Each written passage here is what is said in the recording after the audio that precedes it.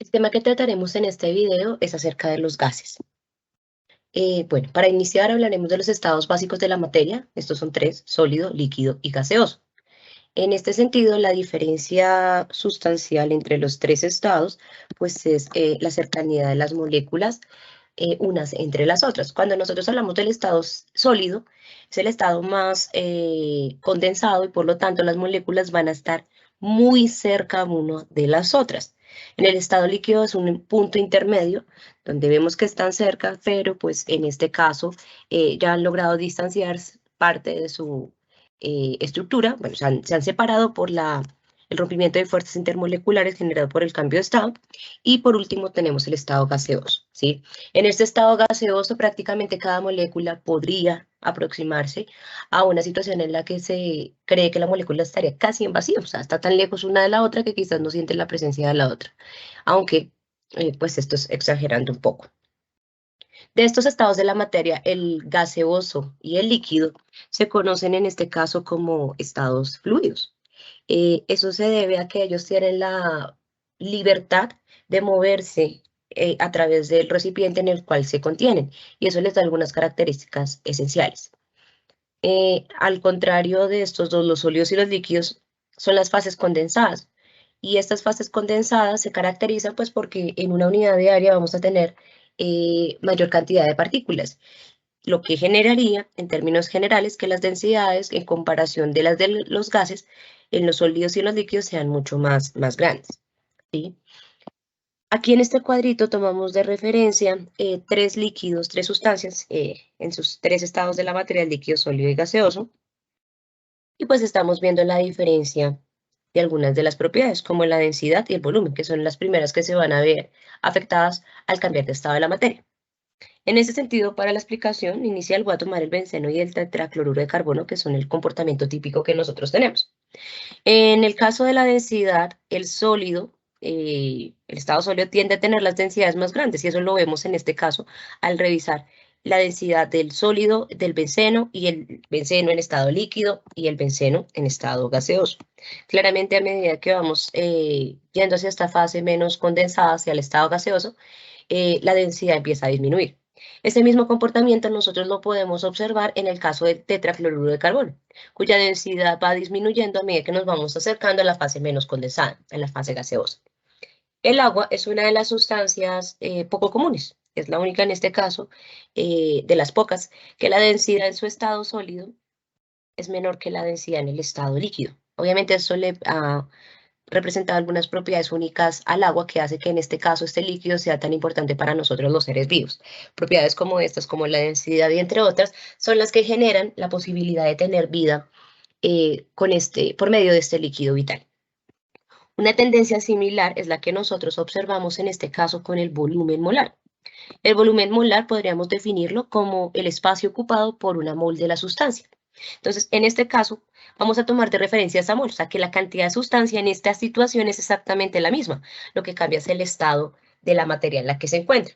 Cuando nosotros hablamos del estado sólido, la tendencia es que el volumen molar va a ser más pequeño, y ese volumen va a ir aumentando a medida que nosotros vayamos desplazándonos hacia la fase menos condensada. Claramente la excepción nuevamente es el agua, pero la mayoría de las sustancias se comporta de esta manera. El volumen molar va a ser más bajo en el caso de los sólidos, pues porque las moléculas están mucho más cerca una de las otras, el volumen va a ser menor, y en el estado gaseoso, que es el estado extremo, vamos a tener una situación en la que la sustancia, el gas, va a estar muy separado una de las otras, y eso genera que el volumen ocupado por una mol sea mucho mayor. Nos vamos a quedar entonces en este caso con los gases. Hay algunas propiedades particulares que tienen estas sustancias. Por ejemplo, adoptan la forma y el volumen del recipiente que los contiene. Eso genera que los gases en principio puedan expandirse entre comillas sin ningún límite.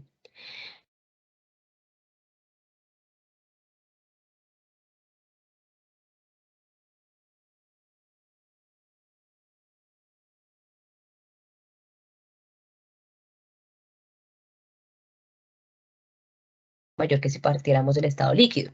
Entonces, por eso lo definimos como el estado más compresible. Cuando se encuentran confinados en el mismo recipiente, se mezclan en forma completa y uniforme. Los gases tienden a formar mezclas homogéneas y eso nos va a explicar más adelante una de las leyes que vamos a tratar como tal. Tienen densidades mucho menores que los sólidos y los líquidos, eso ya lo habíamos visto en la anterior diapositiva. Los gases ejercen presión sobre sus alrededores y a su vez debe ejercerse presión para confinarlos. Entonces la presión se genera desde la parte interna y externa del sitio donde nosotros tenemos confinado el gas. Esa presión externa también está relacionada con los gases que tenemos en la atmósfera, que también generan una presión sobre el sistema en general.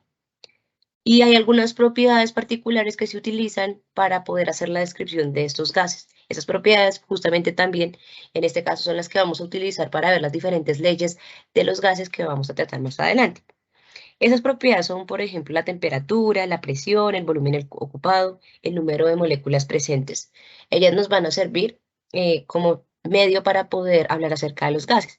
Aquí, igual en esta parte de número de moléculas presentes, también podríamos hablar en términos de la unidad de agrupación, número de moles en lugar de moléculas presentes. Bueno, una de las propiedades que mencionamos previamente es la presión. Esta propiedad se define como la fuerza por unidad de área. Los gases ejercen presión sobre cualquier superficie con la que entran en contacto y esto es debido a que las moléculas gaseosas en continuo movimiento pues generan esta fuerza por ese mismo movimiento. Hay una presión en particular que para nosotros los seres vivos es muy importante y es la presión atmosférica. Resulta que a nuestro alrededor, esto que parece estar vacío no lo está realmente, está lleno de gases y es una mezcla homogénea de gases.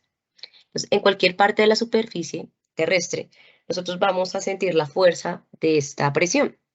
Y esta fuerza, perdón, va a ser igual al peso de la columna de aire que está encima de la región donde nosotros nos encontremos. Ese valor de la presión atmosférica depende específicamente de la locación, la temperatura y las condiciones climáticas. Y este efecto nosotros lo hemos visto cuando cambiamos de lugar, sobre todo de altura, que es una de las variables que incide de manera significativa sobre la presión, que a mayor altura, menor presión, y eso genera una menor cantidad también disponible de algunos de los gases que nosotros necesitamos para vivir, como el oxígeno. Entonces, es normal que cuando vayamos a un sitio que está a una altura mayor, sintamos la sensación de ahogo porque no está llegando la misma cantidad de oxígeno que típicamente tenemos en nuestro lugar típico de vivienda. Entonces es normal que esto suceda. Y pues caso contrario ocurre cuando nosotros vamos a un lugar por debajo de la altura en la que nosotros normalmente habitamos. Ahí no vamos a sentir esa sensación de ahogo porque no tenemos una proporción más pequeña de oxígeno, sino al contrario, una proporción más grande como tal.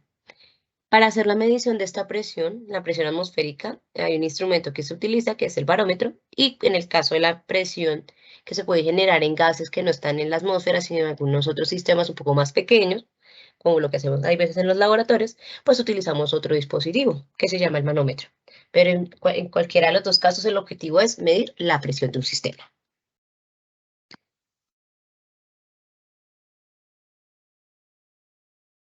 Bueno, después de esto vamos a empezar a hablar acerca de las diferentes leyes que existen relacionadas en este caso con los gases. Iniciaremos hablando de las leyes de los gases. En este cuadro vamos a ir mencionando unas en particular, que son las que en este momento se encuentran ahí enunciadas. Hay otras dos que van a aparecer más adelante, pero estas dos, digamos, las mencionamos posteriormente porque dependen de las anteriormente mencionadas. Entonces, leyes de los gases fundamentales, tenemos estas 5 más 2 que se pueden formular a partir de la combinación de algunas de estas. Tenemos las leyes de Boyle, de Charles, de Gay-Lussac, de Avogadro y la ley de Dalton. Aquí nos hace falta todavía mencionar en este cuadro la ley de combinación de los gases y la ecuación ideal de los gases, pero esas las vamos a mencionar posteriormente, después de que hayamos explicado inicialmente estas y cuando pues las bases de estas ya hayan sido en este caso justificadas, pues vamos a proceder a hablar acerca de las leyes que están en combinación. Para iniciar, empezaremos con la ley de Boyle.